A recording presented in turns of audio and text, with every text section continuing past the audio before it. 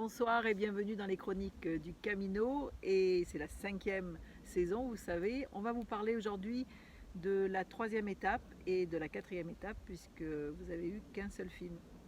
Alors, avant tout, avant de vous parler de la 3e et la 4e étape, on a eu à peu près 950 vues sur les 2 dernières vidéos. Donc c'est très encourageant, merci beaucoup.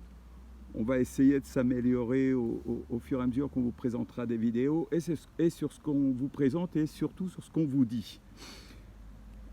Voilà, aujourd'hui il serait bien aussi que tu parles peut-être du Aventure en conscience et du fait que tu as positionné des séjours sur le Camino qui seront beaucoup plus douces, beaucoup plus doux que ici. Effectivement. Donc on est venu ici un peu en repérage de ce qu'on pouvait proposer dans Aventure en conscience. Vous savez qu'il existe des séjours, une dizaine de jours. On part du Puy-en-Velay, on va jusqu'à Espalion. Alors c'est des séjours que j'accompagne et puis que j'encadre aussi. Et le soir, il y a des animations qui développent un thème, comme par exemple le lâcher prise, comme la confiance en soi, l'estime de soi, comme le conscient, l'inconscient. Donc on développe un thème le soir, après la marche. Voilà. Donc ce sont des groupes de 8, pas plus de 8, pour que ce soit vraiment très convivial. Et je voulais l'animer au départ de Irún pour venir dans le Pays Basque. C'est vraiment trop physique. Après le soir, on n'aurait pas le courage d'échanger. Donc on va commencer et on va rester. Voilà, il faut être en bonne condition pour faire ça. Donc on va rester sur le Puy-en-Velay qui est quand même beaucoup plus léger en termes de randonnée.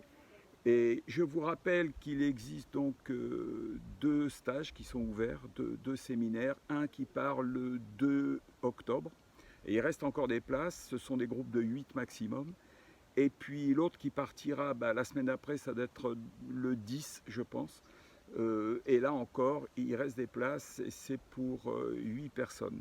Vous trouverez tout donc sur le site du... Alors ce que je vous encourage à faire effectivement, c'est me laisser un message.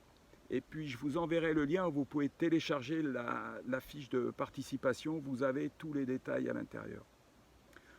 Pour revenir à la vidéo, on a reçu donc quelques petits commentaires sur nos vidéos. Le premier commentaire, c'est « Maryse, tu parles pas assez fort ». Oui, mais bon, c'est difficile parce que tu as un ton qui est beaucoup plus puissant que le mien. Il faut que je force ma voix. Super, là c'était très bien. Donc je vais essayer de le faire quand même. Voilà. Parfait.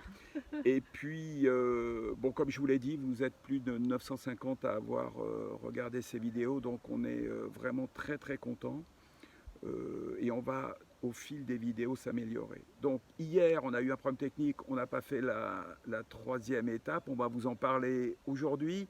Donc la 3e étape, elle partait de Guétari pour aller à Débat. À Débat, on n'a pas eu de logement.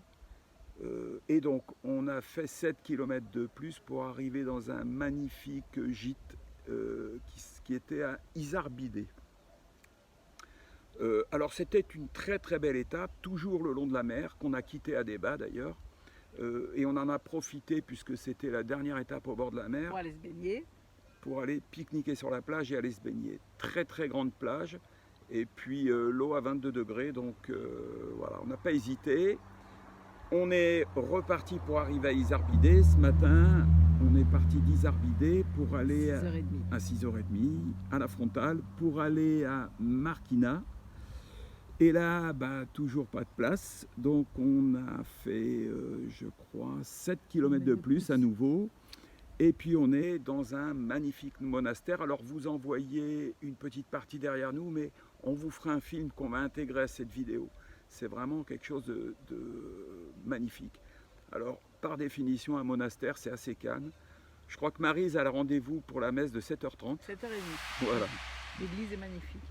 Très bien. Et puis, alors c'était une étape quand même très physique. Vraiment très physique. D'ailleurs, je m'aperçois que par rapport à ce qu'on a l'habitude de faire sur le Camino, pour faire 20 km aujourd'hui, 20-25 km, on est plutôt dans les 8 heures que dans les 5h30, 6h comme d'habitude, quoi. Beaucoup de dénivelé très important, alors peut-être pas très long mais très important, une chaleur intense et puis pas d'eau. Pas de ravitaillement. Voilà, alors ce sont des étapes, par exemple, là on a fait 18 km sans ravitaillement. Donc on est obligé de porter le ravitaillement. Donc nos sacs sont encore plus lourds Voilà. que d'habitude.